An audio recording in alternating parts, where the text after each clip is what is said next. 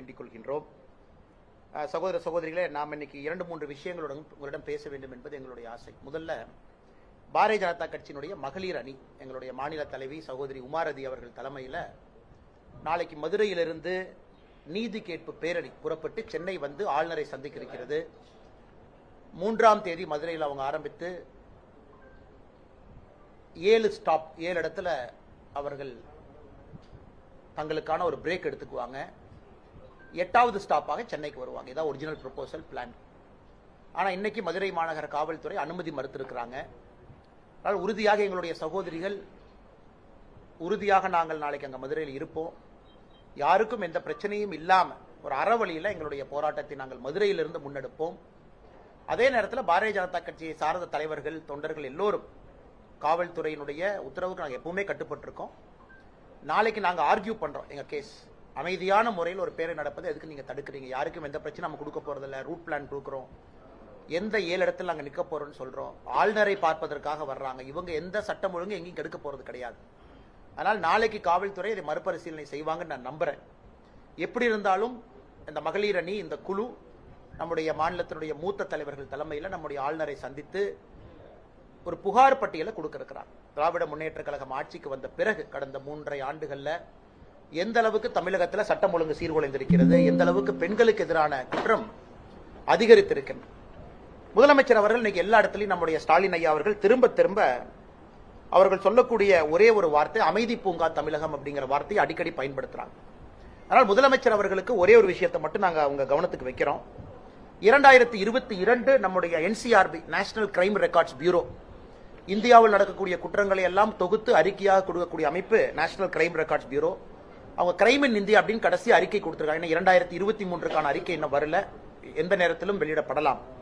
அந்த 2022 அதாவது திமுக ஆட்சிக்கு வந்து முழுமையாக ஓராண்டு காலம் முடித்த பிறகு தமிழகத்தில் முதல் ஆண்டுல மட்டும் திமுகவை பொறுத்தவரை, திமுகவினுடைய ஆட்சியை பொறுத்தவரை பெண்களுக்கு எதிரான குற்றம் 8.29% அதிகரித்திருக்கிறது. 2021 முடிவுக்கும் 2022 முடிவுக்கும்.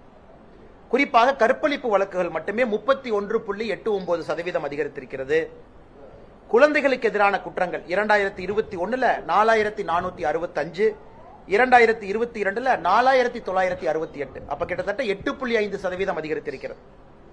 2024 வந்திருக்கக்கூடிய குழந்தை திருமண புகார் பாத்தீங்கன்னா 2023 பார்க்கும் பொழுது 2024 55.6% அதிகரித்திருக்கிறது. முதலமைச்சர் அவர்கள் இந்த ஆய்வறிக்கையை மறுக்கலாம். முதலமைச்சர் அவர்கள் வந்து தமிழகம் அமைதி பூங்கான்னு சொல்லலாம். ஆனா NCRBயை பொறுத்தவரை தமிழக காவல்துறை புகார பதிவு செய்யற டேட்டால இருந்து எடுத்து, FIR இருந்து எடுத்து அதை வந்து எல்லா மாநிலத்துக்கும் அனுப்புறாங்க. அதனால் திமுக ஆட்சிக்கு வந்து முதல் ஆண்டிலிருந்து இந்த 2023க்கான ஆய்வறிக்கை வரும். இன்னும் சில மாதங்கள்ல வர இருக்கு. அன்னைக்கும் பத்திரிகை நண்பர்கள் நாங்க சொல்லத்தான் போறோம். திமுக வந்த பிறகு பெண்களுக்கு எதிராக, குழந்தைகளுக்கு எதிராக குற்றங்கள் எந்த அளவுக்கு அதிகரித்திருக்கு. இன்னைக்கு இவ்வளவு பேசக்கூடிய முதலமைச்சர் இந்தியாவில் எங்கேயுமே இல்லாத அநியாயம் தமிழகத்தில் நடந்து கொண்டிருக்கிறது. குறிப்பாக மாநில குழந்தைகள் உரிமை பாதுகாப்பு ஆணையம் SCPCR, state children protection committee SCPCR சொல்லக்கூடிய அமைப்பை 2.5 ஆண்டுகளா தமிழகத்தில் ஃபங்க்ஷன் ஆகாம இருக்கு. குறிப்பாக 18 வயதுக்கு கீழ் நடக்கக்கூடிய போஸ்கோ குற்றச்செயல்கள், போக்சோ அப்படின்னு நம்ம சொல்றோம். சிறார்கள் ஒரு சிறைக்கு போறாங்கன்னா கண்காணிக்க வேண்டிய பொறுப்பு இந்த SCPCR அமைப்புக்கு இருக்கு. SCPCR அமைப்பு, மாநில குழந்தைகள் உரிமை பாதுகாப்பு ஆணையம் 2.5 ஆண்டுகளாக தமிழகத்தில் செயலிழந்திருக்கு. தலைவர் இல்ல, கோர்ட்டு பிரச்சனை, புதிய கமிட்டி அவங்க போடல. அப்படி இருக்கும் பொழுது குழந்தைகளுக்கு எதிரான குற்றச்செயலை யாரு கண்காணிக்க போறாங்க? இவ்வளவு பேசக்கூடிய முதலமைச்சர், காவல்துறையை கையிலே வைத்திருக்கக்கூடிய முதலமைச்சர், தமிழகத்தில் ஒரு முக்கியமான கான்ஸ்டிடியூஷனல் பாடி SCPCR இன்னைக்கு வந்து ஃபங்க்ஷன் ஆகாம தமிழகத்தில் இருக்கு. இதுவும் முதலமைச்சர் கவனத்தில் இருக்கா இல்ல முதலமைச்சருக்கு தெரியலையா?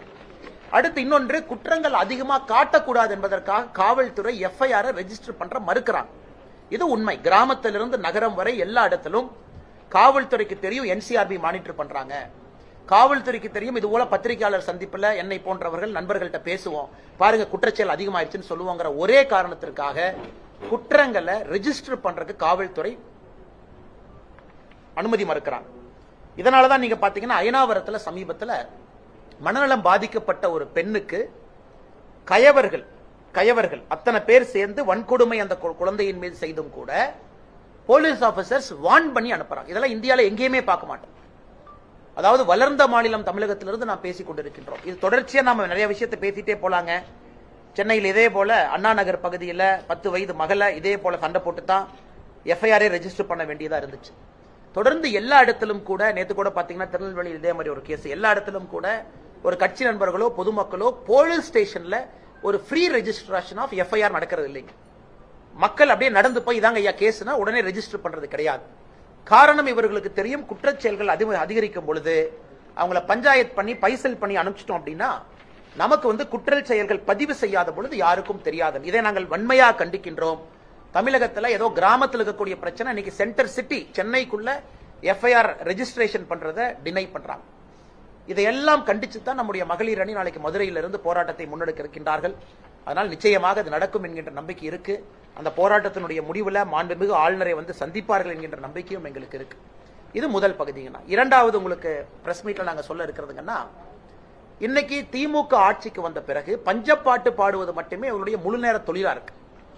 ஏங்கன்னா இன்டர்நெட் பில் கட்டல எஜுகேஷன் டிபார்ட்மெண்ட், இன்டர்நெட் பில் கிடையாது, அதுக்கு ஒரு பெரிய லெக்சர் கொடுப்பாங்க.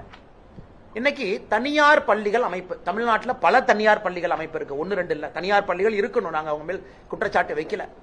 தனியார் பள்ளிகள் நடத்துங்க, மக்களுக்கு நல்ல கல்வி கொடுங்க. இன்னைக்கு தனியார் பள்ளிகள் அமைப்பு ஒரு புதிய தலைவர் அண்ணன் BT அரசகுமார் வந்திருக்காங்க. அரசகுமார் என்ன பிஜேபியில் தான் இருந்தாங்க, இன்னைக்கு திமுகவுடைய செய்தி தொடர்பாளராக இருக்கார். அவர் நடத்தக்கூடிய விழாவில் அமைச்சர் அன்பில் மகேஷ் பொய்யாமொழி அண்ணன் அந்த விழாவுக்கு போறார். மாநில அரசு கொடுத்திருக்கக்கூடிய செய்தி குறிப்பில் மிக தெளிவாக சொல்லி இருக்கின்றார்கள், 500 அரசு பள்ளிகளை நாங்க தத்தெடுப்போம் என்கின்ற வார்த்தையை பயன்படுத்தி இருக்கிறாங்க. அரசு வெளியிட்டிருக்கக்கூடிய செய்தி குறிப்பு.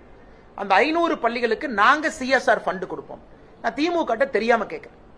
44,672 கோடி ரூபாய் எஜுகேஷன் டிபார்ட்மெண்ட் பட்ஜெட், 44,672 crore. உங்களுடைய தேர்தல் அறிக்கையில சொல்லியிருக்கிறீங்க 10,000 பள்ளிகள், சிதிலமடைஞ்ச பள்ளிகளை நாங்க கட்ட போறோம். தேர்தல் அறிக்கையில சொல்லித்தான் வாக்குறுதி கொடுத்து நீங்க வந்திருக்கிறீங்க. பள்ளிகள் கட்டுறது கிடையாது, எல்லா பில்டிங் ஒழுகுது. ஏன் இன்டர்நெட் பில்லு கூட கட்ட முடியல. இன்னைக்கு அரசு பள்ளிகளை தாரை வார்த்து கொடுக்கக்கூடிய முழு நேர வேலையில் இறங்கியிருக்காங்க. சரி, இன்னைக்கு ஒரு விளக்கம் கொடுத்துறாங்க, இல்ல அமைச்சர் அப்படி சொல்லல, செய்தி குறிப்பில் தான் தப்பா போட்டாங்க, நாங்க தத்தெடுத்துன்னு சொல்ல எடுத்துன்னு தான் சொன்னோம், செய்தி குறிப்பில் தத்தெடுத்துன்னு போட்டாங்க. ஒருவேளை உங்களுடைய லாஜிக்கை எடுத்துக்கிட்டா கூட தனியார் பள்ளிகள் எதுக்கு உங்களுக்கு CSR கொடுக்கணும்? சார், தனியார் பள்ளி என்ன வீட்டுல மரங்காய்க்கிற பணம் வச்சிருக்காங்களா? தனியார் பள்ளியினுடைய அரசகுமார் என்ன வீட்டுல போய் கை தொட்டினா அந்த மரத்துல இருந்து பணம் வருமா? மிடில் கிளாஸ் மக்கள் தனியார் பள்ளியில படிக்கிறவங்க காசு வாங்கி தான் நீங்க CSR ஃபண்ட் கொடுக்குறீங்க. அப்ப அங்க படிக்கக்கூடிய குழந்தைங்க ஃபீஸ் ஏத்துறீங்களா? பட்ஜெட் இருக்கு, டாக்ஸ் போடுறீங்க, எல்லாரும் வரி கட்டுறோம். 44,000 கோடி ரூபாய் பட்ஜெட் இருக்கு. நீங்கள் செய்ய வேண்டிய வேலையை தனியார் பள்ளிகளுக்கு ஏன் தார வார்த்து கொடுக்குறீங்க? தனியார் பள்ளிகளுடைய வேலை என்ன? கல்வி கொடுப்பது. தனியார் பள்ளிகளுடைய வேலை அரசு பள்ளியில கல்வி கொடுப்பது அவங்க வேலை கிடையாது. அதனால அன்பில் மகேஷ் பொய்யாமொழி அவர்கள் ஒரு விஷயத்தை புரிஞ்சுக்கணும். தனியார் பள்ளிகள் CSR, அதான கார்பரேட் கம்பெனிங்களானே. ஒரு கம்பெனி, ஒரு ரிலையன்ஸோ, ஒரு டாட்டாவோ, ஒரு அதானியோ CSR நம்ம பார்த்திருக்கோம். நிறைய சம்பாதிக்கிறாங்க, பொதுமக்களுக்கு கொடுக்கட்டும்.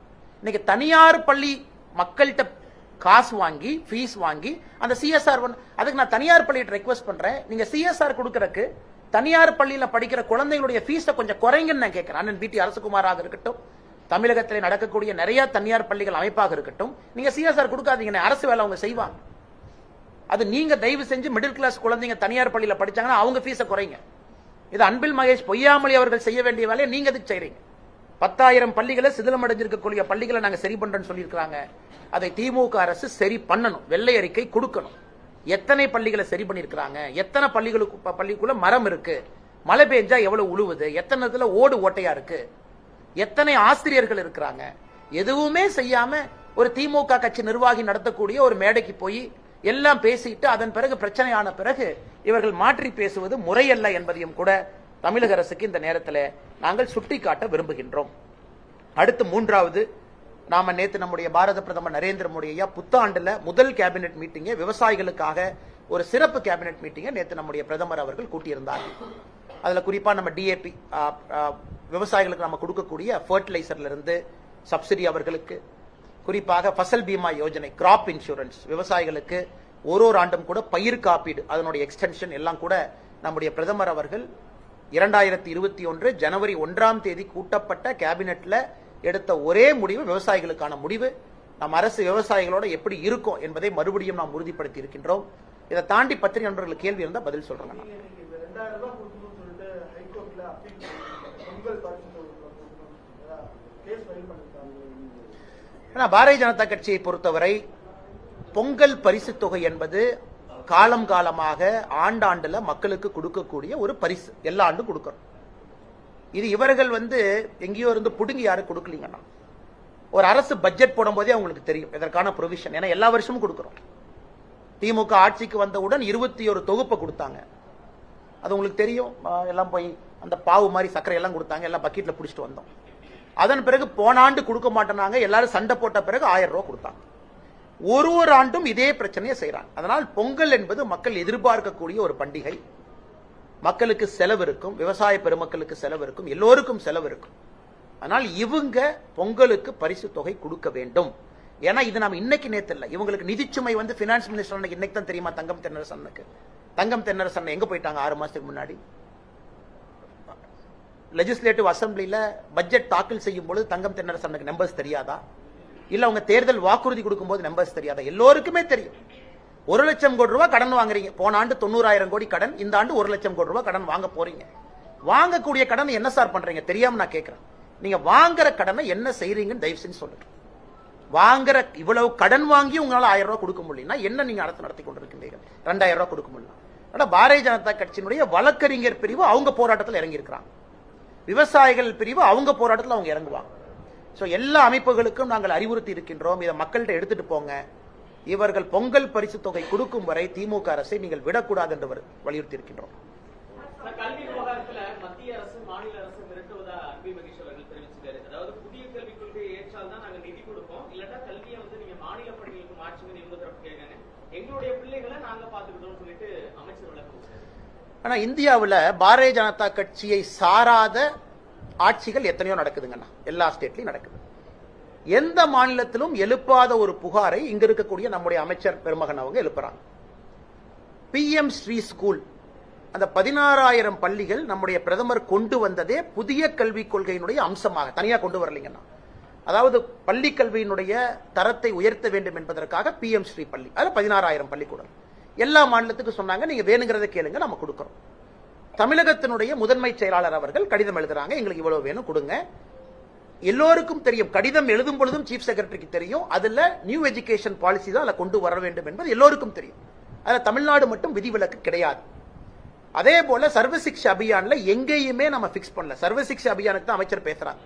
SSAவை பொறுத்தவரை, அதாவது எந்த அந்த காம்பனண்டா இருந்தாலும் கூட யாரும் எங்கேயும் சொல்லல நீங்க புதிய கல்விக் கொள்கை ஏற்றுக்கொள்ளவில்லை என்றால் மத்திய அரசு உங்களுக்கு கொடுக்கக்கூடிய பட்ஜெட்டை கட் பண்ணிடுவாங்கன்னு எங்கேயும் சொல்லு. ஆனா ஒரு விஷயத்தை புரிஞ்சுக்கணும், புதிய கல்விக் கொள்கையில பல காம்பனன்ட் இருக்குங்க. பல காம்பனன்ட் ஸ்ட்ரீம் லைனிங். உதாரணத்துக்கு நீங்க ஸ்மார்ட் மீட்டர், மத்திய அரசு அவங்க இன்னைக்கு ரிஃபார்ம் சொல்றாங்க பவர் செக்டார்ல. இந்த ரிஃபார்ம்ஸ் நீங்க செஞ்சீங்க அப்படின்னா நாங்க இவ்வளவு பணம் கொடுப்போங்கிறாங்க. செய்யலினா பரவாயில்ல, நீங்க பணம் கிடைக்காது, உங்க வேலையை நீங்க பாத்துங்க, நீங்களே செய்யுங்க. ஏன்னா எலக்ட்ரிசிட்டி ஒரு டிஸ்காம் ஒரு எலக்ட்ரிசிட்டி ஏஜென்சியும் பாத்தீங்கன்னா லட்சம் கோடி ரூபாய் லாஸ்ல இருக்கு. லட்சம் கோடி ரூபாய் டான்ஜெட்கோ உட்பட.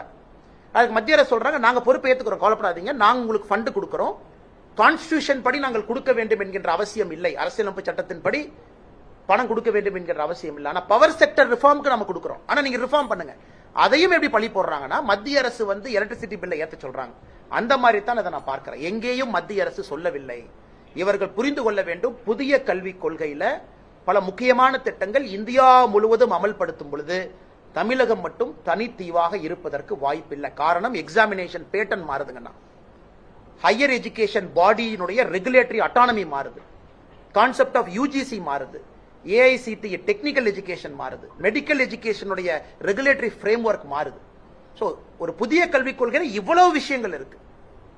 அதுல ஒரு விஷயம் 2 மொழி கட்டாயம், 3வது மொழி ஆப்ஷனல். அதாவது தாய்மொழி கட்டாயம், ஆங்கில மொழி கட்டாயம், தமிழ் மொழி கட்டாயம், ஆங்கில மொழி கட்டாயம், 3வது மொழி ஆப்ஷனல். இது ஒரு காம்பனன்ட், இது மெயின் காம்பனன்ட் கிடையாதுங்க. இவங்க இந்த ஒரு பாயிண்டையே பிடிச்சிக்கிட்டு நான் ரெகுலேட்டரி ஃப்ரேம்வொர்க் ஏத்துக்க மாட்டேன். நான் மத்திய அரசு புதிய கல்விக் கொள்கையில சொல்லியிருக்கக்கூடிய அவ்வளவு பெரிய டாக்குமெண்ட்ல அவ்வளவு விஷயம் சொல்லியிருக்காங்க. சரி, இவங்க சொல்ல வேண்டியதானே, எனக்கு இந்த மும்மொழி கொள்கை பிரச்சனை, அது அப்புறம் பஞ்சாயத்து பண்ணிக்கலாம், மிச்சதெல்லாம் ஏத்துக்கிறேன்னு சொல்றதுக்கு என்ன பிரச்சனை உங்களுக்கு?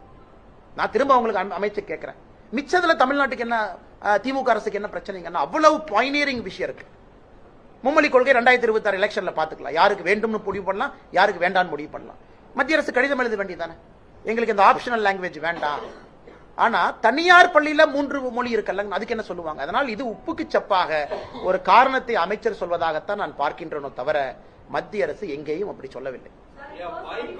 மேடம் கொஞ்சம் சத்தமா சொல்லுங்க மேடம்.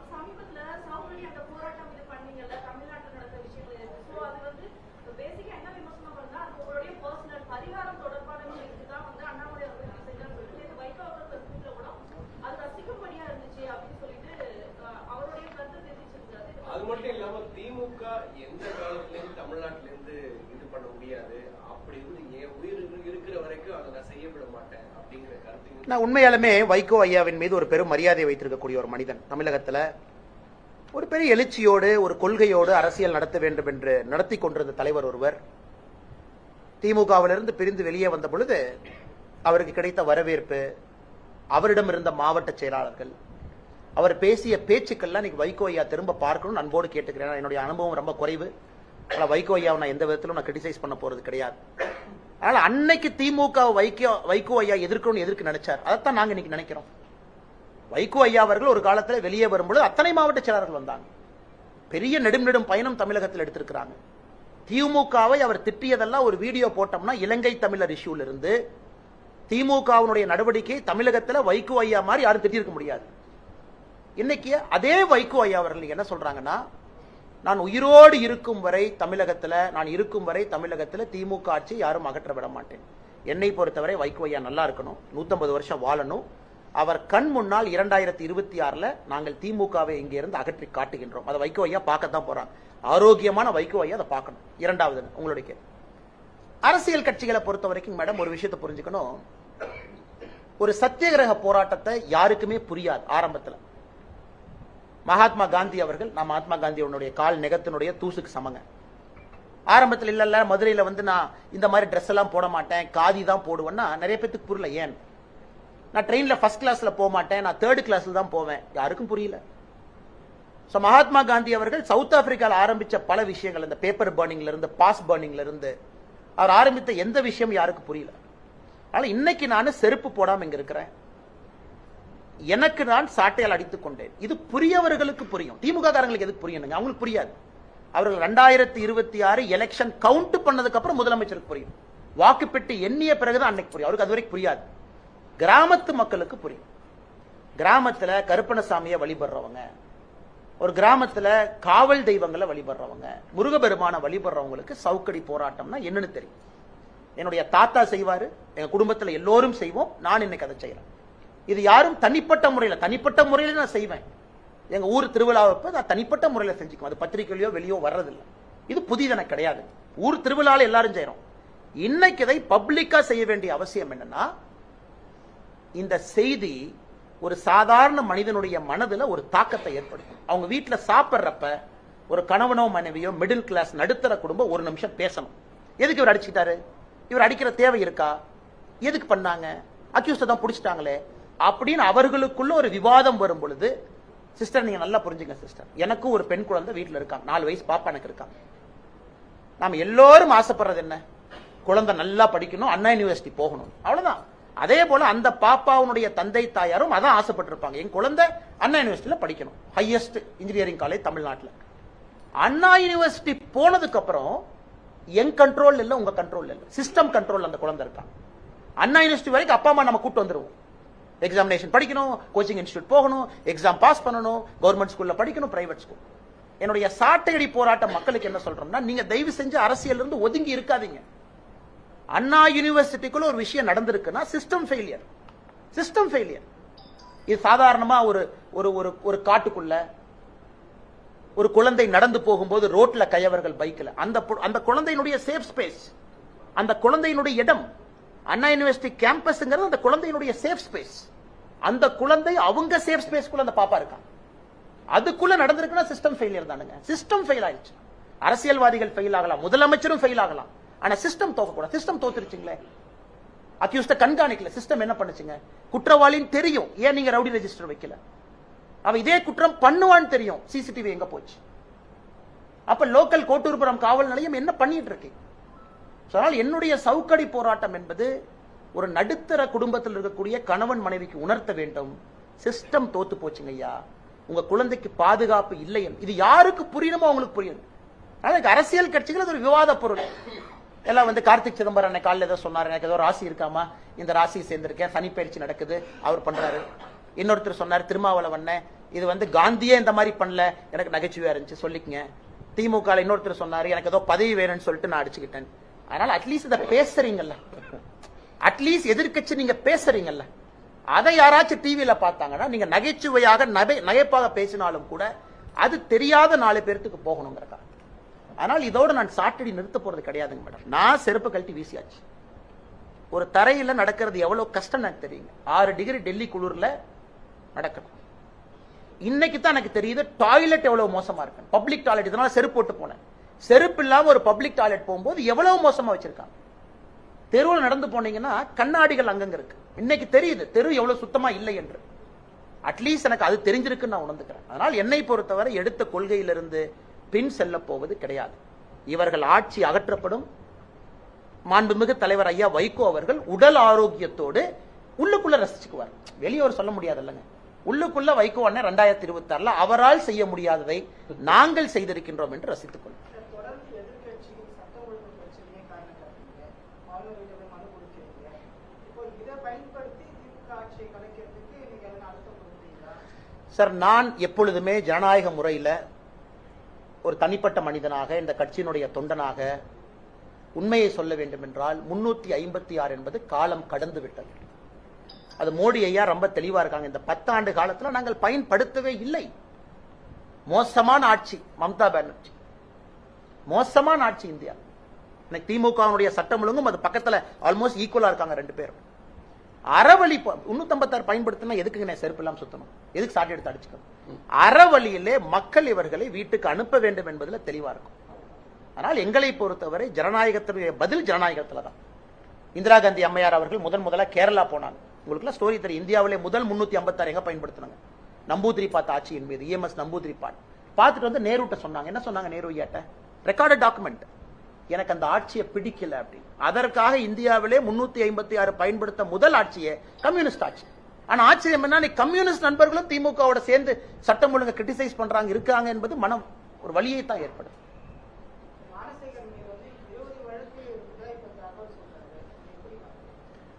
அண்ணா இன்னைக்கு நான் கேட்கிறேங்க அண்ணா, ஞானசேகரன் எங்க கட்சியிலேயே இல்ல. சரி, உதயநிதி ஸ்டாலின் இவ்வளவு பேசுறாருல, நீங்க அண்ணா யூனிவர்சிட்டி சிண்டிகேட் மெம்பரா உதயநிதி ஸ்டாலின் நீங்க இருந்தீங்க அமைச்சராவதற்கு முன்பு. சரி, சிண்டிகேட் மெம்பரா இருக்கும்போது நீங்க அண்ணா யூனிவர்சிட்டியில பேசின மினிட்ஸ் ஆஃப் மீட்டிங் ரிலீஸ் பண்ணுங்க. அண்ணா யூனிவர்சிட்டியில திரு உதயநிதி ஸ்டாலின் அவர்கள் எம்எல்ஏ ஆன பிறகு நீங்க அண்ணா யூனிவர்சிட்டி சிண்டிகேட்ல என்ன பண்ணுனீங்கறத மக்களுக்கு சொல்லுங்க. ஏன்னா அடுத்த முதலமைச்சர்னு மார்த்தட்டி கொள்றீங்கல்ல, நீங்க சிண்டிகேட் மெம்பரா. இன்னைக்கும் திமுக எம்எல்ஏ இருக்காங்களா, பரந்தாமன் இருக்காங்களா? இன்னைக்கு திமுக எம்எல்ஏ ஒருத்தவங்க இருக்காங்க சிண்டிகேட் மெம்பரா உதயநிதி ஸ்டாலினுக்கு பிறகு. அந்த எம்எல்ஏ என்ன பண்ணீங்க? உள்ள எத்தனை சிண்டிகேட் மீட்டிங் நடந்திருக்கு? எத்தனை சிண்டிகேட் மீட்டிங்ல நீங்க விஷயம் வச்சிருக்கீங்க? எதுவுமே. இவர்கள் சிண்டிகேட் மெம்பராக உதயநிதி ஸ்டாலின் அவர்கள் அண்ணா யூனிவர்சிட்டிக்கு இருந்தாங்க. அன்னையிலிருந்து நாம பேசுவோம். ஆனால் இன்னைக்கு பரந்தாமன் அவர்களை பொறுத்தவரை கட்சியிலேயே இல்லைன்னு முதலமைச்சர் அப்படி தூசியை தட்டுற மாதிரி தட்டுறாரு. நாங்க புகைப்படம் ஆதாரம், பத்திரிகையில பவள விழால் அவர் இருந்த காட்சி, அவரோடு பெரிய அமைச்சர்கள், அண்ணன் மா சுப்பிரமணியன். இன்னைக்கு ஒரு பிரச்சனை, எல்லாம் எஸ்கேப் ஆகிறாங்க பாருங்க. உதயநிதி ஸ்டாலின் பிரஸ் பாக்குறது இல்ல. அவரை பார்த்தா நீங்க கேட்கிற முதல் கேள்வி தெரியும், எஸ்கேப். அவங்களுக்கு என்ன, 3 மாசம் நம்ம பார்க்கலன்னா மக்கள் மறந்துடுவாங்க, அடுத்த இஷ்யூ வரும், அதுக்கு போயிடலாம். இதுல ஒரு துணை முதலமைச்சர் பிரஸ் பார்த்து அவங்க தரப்பு கிளாரிபிகேஷனை கொடுக்க முடியலனா தைரியம் இல்ல உங்களுக்கு. எதுக்கு துணை முதலமைச்சராக நீங்க இருக்கணும்? ரிசைன் பண்ணிட்டு போயிருங்க. துணை முதலமைச்சராக இருக்கிற நபர் ஃப்ரண்ட் பண்ணும் பிரஸ். அண்ணா கேளுங்கண்ணா, திமுக கட்சின்னு சொல்றாங்கல்ல, நான் எவிடன்ஸ் கொடுக்குறேன் இல்ல அப்படின்னு சொல்லணும். ஆனா இன்னைக்கு உதயநிதி ஸ்டாலின் அவர்கள் பிரஸ் பார்த்து ஏன் ஓடுறாரு? ஏன் பிரஸ் பார்க்காம இருக்காரு? மா சுப்பிரமணியம் அண்ணன் காலைல குடு குடு குடுன்னு ஓடுவார் ரன்னிங் ரேஸ். இன்னைக்கு எங்க பிரஸ் பார்த்தா அதே ஸ்பீட்ல ஓடுறாரு. ஏன்னா நண்பர்கள் நீங்க கேட்டுருவீங்க, என்னன்னு நீங்க சாப்பிட்ற இடத்துல பின்னாடி அந்த ஞானசேகரன் போட்டோ இருக்குன்னு கேட்டுருவீங்கறதுக்காக ஓட்டப்பந்தயத்திலே ஓடுகின்ற வேகத்தை விட மாசு ஒண்ணு பிரஸ் பார்த்து ஓடுறாரு. அதனால சகோதரி, நான் தெரியாம கேட்கிறேன். எங்கள் குற்றச்சாட்டு திமுக கட்சியின் மீது புகைப்பட ஆதாரத்தோடு அவர் இருக்காரு, பகவலால பங்கேற்றிருக்காரு, இவ்வளவு விஷயங்கள் சொல்லியும் கூட ஒரு கட்சி அப்படியே லெப்ட் ஹேண்ட்ல நான் டீல் பண்ணிடுவேன், இதை மக்கள் மறந்துடுவாங்கன்னா எந்த அளவுக்கு அவர்களுக்கு ஒரு மன விஷயம் இருக்கும்? தமிழ்நாட்டு மக்களை டேக்கன் ஃபார் கிராண்டட். அடுத்த இஷ்யூ நடக்கும், இதை மறந்துடலாம், அடுத்த இஷ்யூ வந்தோடனே பேசிக்கலாம். இதைத்தான் நாங்க எதிர்க்கிறோம். நடுத்தர மக்கள் இதைத்தான் கேட்கணும்னு நாங்க சாட்டையடி நடத்துறோம். இந்த ரேப்பா முடிஞ்சிருச்சு, அடுத்த ரேப் வரும்போது பேசிக்கலாம்.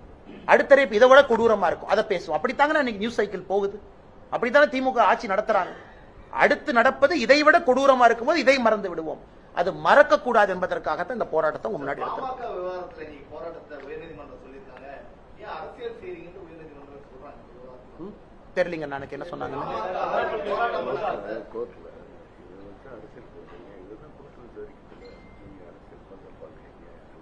ஆனா எனக்கு மாண்புமிகு உயர்நீதிமன்றம் என்ன சொன்னாங்கன்னு தெரியல. ஆனா ஒரு விஷயத்தை புரிஞ்சுக்கணுங்கன்னா, டெமோக்ரஸியினுடைய மிக மிக முக்கியமான விஷயமே மக்கள் ரோட்டுக்கு வீதிக்கு அமைதியான முறையில் ஆர்ப்பாட்டம் செய்வதுதான் ஒரு டெமோக்ரஸியினுடைய ஃபண்டமெண்டல். அது இல்லை என்றால் அரசியல் கட்சி நடத்த வேண்டிய அவசியம் யாருக்கு இல்லை, பிரஸ் இருக்க வேண்டிய அவசியம் இல்லை. அதனால் பாட்டாளி மக்கள் கட்சி செய்திருக்கக்கூடிய போராட்டத்தை நான் வரவேற்கிறேன். சகோதரர் விஜய் அவர்கள் ஜனநாயக முறைப்படி ஆளுநரை சந்திச்சதை வரவேற்கிறேன். அனைத்து இந்திய அண்ணா திராவிட முன்னேற்ற கழகம் அதனுடைய எதிர்க்கட்சி தலைவர் அண்ணன் எடப்பாடி அவர்கள் அவங்க பண்ற போராட்டத்தை நான் வரவேற்கிறேன்.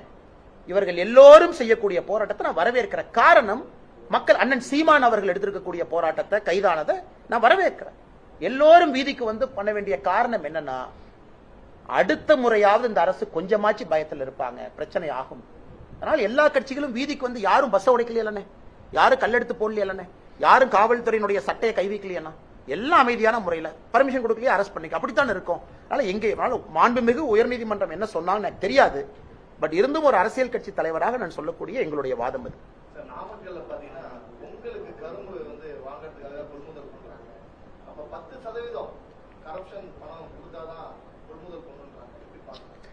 ஆனா இது என்ன புதுசா கேக்குறீங்க நீங்க? என்ன இதே ஊர்ல நீங்களும் வசிக்கிறோம், நானும் வசிக்கிறோம். தஞ்சாவூர்ல 2 ஆண்டுகளுக்கு முன்பு கரும்பு வாங்கினாங்க. எப்படி வாங்கினாங்க? அது திமுக கான்ட்ராக்டர் தான் வாங்கணும், அவங்க கையில தான் நீ கொடுக்கணும், அவன் கரும்பு கொண்டே கொடுப்பான். இது புதுசு தானே? இது தமிழ்நாட்டில் நீங்க ரொம்ப பழசு மாதிரி பாக்குறீங்களே. இது எப்பவுமே நடக்கிறது தான். ஆனா இன்னைக்கு அது நார்மலைஸ் ஆயிடுச்சு. திமுக காரனா ஒரு கரும்பு வாங்குற இடத்துல கமிஷன் வைப்பாங்கிற நார்மலைஸ் ஆயிடுச்சு. அதனால இது எல்லாம் மக்கள் பார்த்துக்கிட்டு இருக்காங்கண்ணா. ஏதோ இதுவரைக்கும் லஞ்ச ஊழலே நடக்காத ஒரு தமிழ்நாட்டில் திடீர்னு அண்ணே என்ன கரும்பு காசு வாங்குறாங்க அப்படின்னா மக்கள் யாரும் அதுக்கு ஆச்சரியப்பட போவதில்லை. இன்னைக்கு ஸ்டேட் ஆஃப் அஃபேர்ஸ் இவ்வளவு மோசமா இருக்கு. அதனால் இது ஒரு விவசாய பெருமகனும் இதை பார்த்து கொண்டிருக்கின்றார்கள் என்று நம்புகின்றோம்.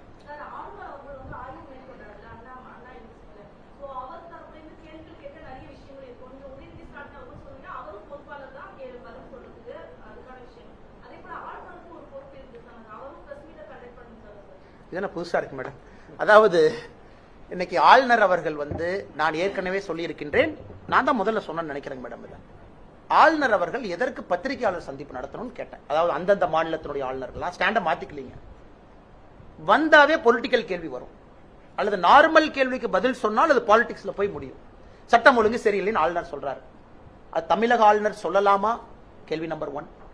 தமிழக ஆளுநர் சொல்றதுக்கு அனுமதி இருக்கா? கேள்வி நம்பர் 2. அதனால் என்னை பொறுத்தவரை ஆளுநர் அவர் வேலையை செய்யறாரு. இங்க ஆளுநர் லெப்டினன்ட் கவர்னர் இல்ல, இஸ் அ கவர்னர். லெப்டினன்ட் கவர்னராக இருந்தால் சகோதரன் நீங்க கேட்கிற கேள்வியில் நியாயம் இருக்கு. தமிழிசை சவுந்தரராஜன் அக்கா புதுச்சேரிக்கு இருந்தாங்க. அட்மினிஸ்ட்ரேட்டிவ் பவர்ஸ் அவங்க கையில் இருக்கு. Lieutenant governor Delhi, administrative powers அவங்க கையில் இருக்கு. தமிழ்நாட்டை பொறுத்தவரை ஆளுநர் ஃபிகர் ஹெட்டா இருக்கிறார். இங்க ஒரு வைஸ் சான்சலர் போடுறக்கே இந்த பஞ்சாயத்து. இந்தியால எங்கேயுமே யூஜிசி நாமினி பிரச்சனை இல்லாம இருக்காங்க. தமிழ்நாட்டில் மட்டும் யூஜிசி நாமினிக்கு என்ன பிரச்சனை? வேற எந்த மாநிலத்திலும் பிரச்சனை இல்லை. எல்லா மாநிலத்திலையும் யூஜிசி நாமினி, யூஜிசி ஆக்ட் சொல்லியிருக்காங்க, சுப்ரீம் கோர்ட் கைட்லைன் இருக்கு, போறாங்க. தமிழகத்தில் மட்டும் யூஜிசி நாமினி நான் விட மாட்டேன். எப்படி நான் விடுவேன்?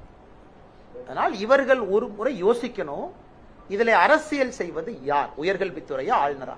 வெரி கிளியர்லி உயர்கல்வித்துறை என்பது எல்லோருக்கும் தெரியும். சார், இப்ப எல்லாரும் ஆய்வு பண்ணிருக்காங்க, சென்ட்ரல் கவர்மெண்ட்ல இருந்து ஆய்வு பண்ணிருக்காங்க, நீங்களும் டெல்லியில போய் ரிப்போர்ட் கொடுத்துருக்கீங்க. அடுத்த ஸ்டெப் என்னவா இருக்கும்? என்ன மாதிரி நடவடிக்கை? என்சிபிசிஆரை பொறுத்த வரைக்கும் வந்திருக்கக்கூடிய குழு ஒரு டெக்கரேட்டட் போலீஸ் ஆபீசர், மகாராஷ்டிராவுடைய முன்னாள் டிஜிபி ஒருத்தவங்க வந்ததா பேப்பர்ல பாத்தங்கன்னா, அப்புறம் NCP national commission for women, NCW national commission for women ஒரு மெம்பர் வந்திருக்கிறாங்க. நேஷனல் கமிஷன் ஃபார் உமன் சார்பாக ரிட்டையர்ட் டிஜிபி அனுப்பிச்சிருக்காங்க, சேர்மன். அவங்களுடைய பிரஸ் நோட்ல ரொம்ப சில விஷயங்களை ரொம்ப ஆழமா பேசியிருக்கிறாங்க. அந்த பாதிக்கப்பட்ட சகோதரியை பார்த்தோம், சிஸ்டத்தை ஃபெயிலியரை பார்த்தோம், போலீஸ் என்ன பண்ணாங்க, ரெக்கார்ட்ஸ் எல்லாம் கேட்டிருக்கோம்.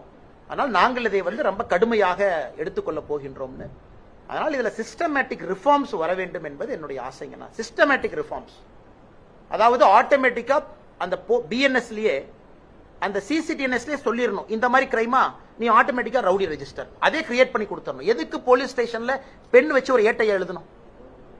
அடுத்த ரிஃபார்ம்ஸ் என்னன்னா, தம்பி இந்த குற்றம் நீ பண்ணிட்டியாப்பா, ஆட்டோமேட்டிக்கா ஸ்டேஷன் ரவுடி ரெஜிஸ்டர்ல நீ போய் உட்காந்துக்குவ. நீ மாசம் 4ஆம் தேதி போய் இன்ஸ்பெக்டர் ஐயா பார்த்து என்ன பண்றேன்னு சொல்லிட்டு கையெழுத்து போட்டு வெளியே வா. எனக்கு டிஸ்கிரிஷனரி பவர்ஸ் போலீஸ்க்கு இருக்கு. யார் ரவுடி ரெஜிஸ்டர்ல சேர்க்க வேண்டும் சேர்க்க கூடாது என்பதை ஏட்டையா முடிவு பண்றாரு. அந்த ஏட்டையா தான் முடிவு பண்றாரு. அதனால இந்த மாதிரி ரிஃபார்ம்ஸ் நான் எதிர்பார்க்கறேன். ஏன்னா இந்த குற்றவாளி குற்றம் செய்வான் என்று தெரிந்தும் கண்காணிப்பு இல்லாதனால குற்றம் செஞ்சிருக்கான். இந்த மாதிரி நிறைய ரிஃபார்ம்ஸ் கொடுப்பாங்கன்னு நம்புறேன். ஓகே. நன்றி அண்ணா. இங்கிலீஷ் எது இருக்கு?